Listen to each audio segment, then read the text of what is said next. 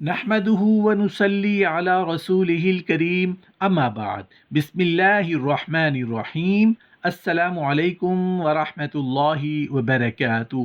ایک ایسی تسبیح جس کو پڑھنے سے فرشتے آپ کے حق میں دعا کرتے ہیں، اللہ کے ذکر کے فضائل و برکات۔ محترم ناظرین، لوگ دعائیں تو بہت مانگتے ہیں لیکن دعا کے اندر غلطیاں بھی کرتے ہیں جن کی وجہ سے ان کی دعائیں قبول نہیں ہوتی۔ پھر وہ اللہ پاک سے شکایت کرتے ہیں، لوگوں سے شکایت کرتے ہیں کہ ہماری دعائیں قبول کیوں نہیں ہوتی۔ کچھ ایسی غلطیاں ہیں جو ہم اکثر دعاؤں میں کرتے ہیں کہ ہم اپنے گناہ معاف نہیں کراتے۔ ہمارے گناہ اتنے زیادہ ہو جاتے ہیں کہ دعا کے اندر وہ قبولیت میں رکاوٹ بنتے ہیں۔ جیسے کوئی بندہ اللہ پاک کی نافرمانی کرتا ہے اور پھر اس کے بعد توبہ کیے بغیر دعا کرتا ہے تو اس کی دعا قبول نہیں ہوتی، کیونکہ دعا کے آگے گناہ حائل ہو جاتے ہیں۔ اس لیے جب بھی گناہ کریں تو اللہ پاک سے معافی ضرور مانگے۔ ایک حدیث کا مفہوم ہے جس میں رسول اللہ صلی اللہ علیہ وآلہ وسلم نے دلوں کے سکون کے بارے میں بات کی ہے۔ حدیث مبارکہ میں اس طرح سے آیا ہے کہ حضرت ابو ہریرہ رضی اللہ عنہ سے روایت ہے کہ رسول اللہ صلی اللہ علیہ وسلم نے ارشاد فرمایا، جہاں کہیں اللہ کے بندے اللہ کا ذکر کرتے ہیں تو لازمی طور پر فرشتے ان کے گرد ہر طرف سے جمع ہو جاتے ہیں اور ان کو گھیر لیتے ہیں، اور رحمت الہی ان کو ڈھانپ لیتی ہے اور ان پر سکینہ کی کیفیت نازل ہوتی ہے، اور اللہ تعالیٰ اپنے معتبر ملائکہ میں ان لوگوں کا ذکر فرماتے ہیں۔ دل کا سکون کون نہیں چاہتا؟ ہر دور میں ہر انسان کی یہ حاجت رہی ہے کہ مجھے دل کا چین اور اطمینان مل جائے۔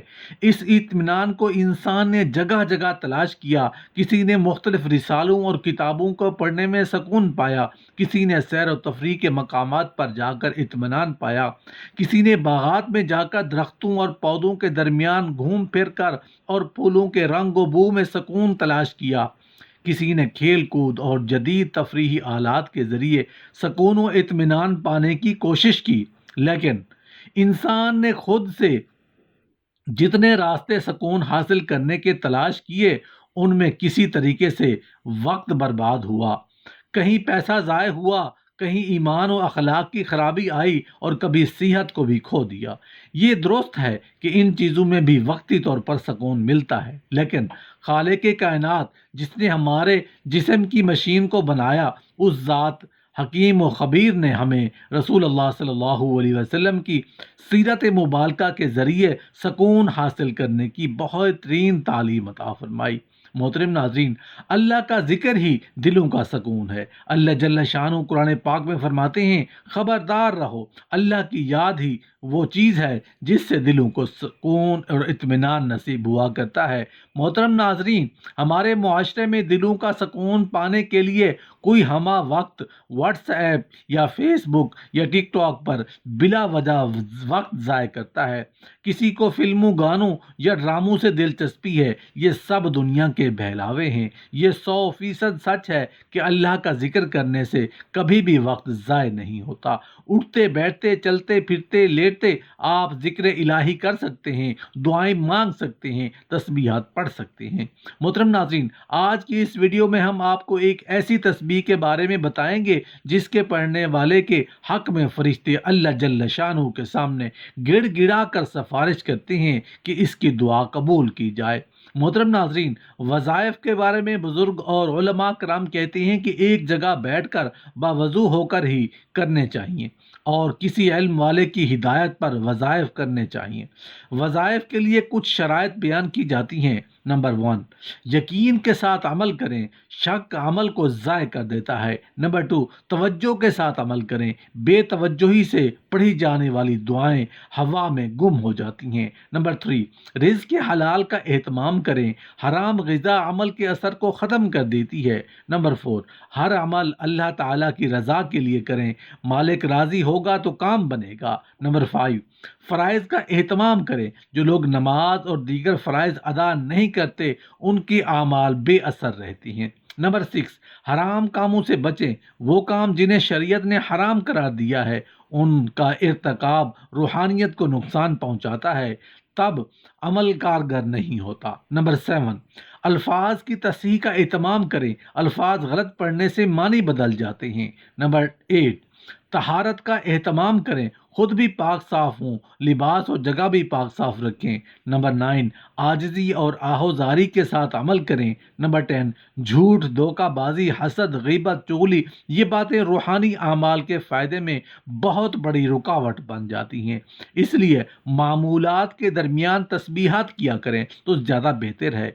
इस्तिखारा की रूह से आप या मालिकुल कुद्दूस की तस्बीह किया करें। बुजुर्गान दीन ये तस्बीह किया करते थे। जब कोई जाकिर यानी जिक्र करने वाला ये तस्बीह करता है तो फरिश्ते अल्लाह से उसकी सिफारिश करते हैं कि इसकी दुआ कबूल हो। रूहानी और ज़ाहरी असबाब में तरक्की के लिए ये तस्बीह रोज़ाना 313 मरतबा पढ़नी चाहिए। इस तस्बीह को पढ़ने वाला बेशुमार मसाइल से बच जाता है। अल्लाह जल्ल शानहू से दुआ करनी चाहिए कि अल्लाह जल्ल शानहू ज़िक्र करने और सुनने की तौफीक अता फरमाए। जब हम अल्लाह जल्ल शानहू से दुआएं करते हैं तो बाज़ दफ़ा ये होता है कि हमारी दुआएं फ़ौरन कबूल हो जाती हैं और बाज़ मरतबा कबूल नहीं होती। जो दुआएं हमारी कबूल नहीं होती वो दुआ उस वक्त हमारे हक़ में बेहतर नहीं होती और अल्लाह जल्ल शानहू उसका हमें मुतबादिल अता कर देते हैं और उन दुआओं को अल्लाह जल्ल शानहू अपने पास आखिरत के लिए ज़ख़ीरा कर लेते हैं। जब हम दुआ करते हैं तो वो ज़रूर कबूल होती है, चाहे वो किसी सूरत हो या किसी भी वक्त कबूल हो। आज की वीडियो में हम आपको एक ऐसा अमल, एक ऐसी तस्बीह बताएंगे जो अगर आप रोज़ाना रात को सोते वक्त करें और उसको अपना मामूल बना लें तो इंशाअल्लाह आपकी हर दुआ कबूल होगी। चाहे वो शादी का मसला हो, कारोबार का मसला हो या बीमारियों का मसला हो, घरेलू मसला हो, किसी भी किस्म की परेशानी हो, किसी भी किस्म की तंगदस्ती के लिए दुआ हो, फिर आप अपने मुकद्दर को बदलता देखेंगे, आप अपनी किस्मत को बदलता देखेंगे, आप अपनी दुआओं को अपनी आंखों से पूरा होते देखेंगे। ये ऐसी आजमूदा तस्बीह है जो बहुत से लोगों ने की और अपनी हर किस्म की परेशानी से छुटकारा पा लिया। मोहतरम नाज़रीन, इस अमल या तस्बीह को ज़रूर करें ताकि आप अपनी आंखों से उसके कमालात देख सकें।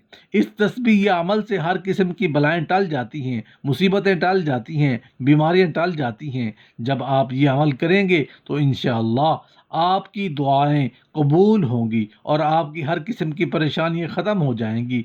रोज़ाना एक तस्बीह आपकी ज़िंदगी को बदल देगी, आपकी मुश्किलात को, आपकी परेशानियों को ख़त्म कर देगी। मोहतरम नाज़रीन, जब आपकी दुआ कबूल ना हो और आप परेशान हों और आपको समझ ना आए कि आपकी दुआएं कबूल क्यों नहीं हो रही, तो आप ये तस्बीह करें और उसके बाद अल्लाह जल्ल शानहू से गिड़गिड़ा कर दुआ करें, या अल्लाह मैंने फ़लाँ दुआ की थी जो पूरी नहीं हुई, या मेरा जो मसला है जिसके लिए मैंने दुआ की थी वो हल कर दे, वो मेरी फ़लाँ परेशानी दूर कर दे, फ़लाँ बीमारी दूर कर दे, तो इंशाअल्लाह ताला आपकी जो दुआ होगी वो लाज़मी कबूल होगी। आपको तस्बीह का तरीका बताते हैं। आपने रोज़ाना रात को सोते वक्त ध्यान और तवज्जो से एक तस्बीह पढ़नी है, या अलीम अल्लिमनी, या खबीर अखबिरनी, या वहाब हबली मिन इसरारी दुनिया वल आखिरा। आपने रोज़ाना एक तस्बीह पढ़कर पूरा यकीन, तवज्जो और ध्यान के साथ दुआ करके सोएंगे तो इंशाअल्लाह ताला आपकी जो भी दुआ होगी या आप जो भी दुआ करेंगे आपकी वो दुआ ज़रूर कबूल होगी।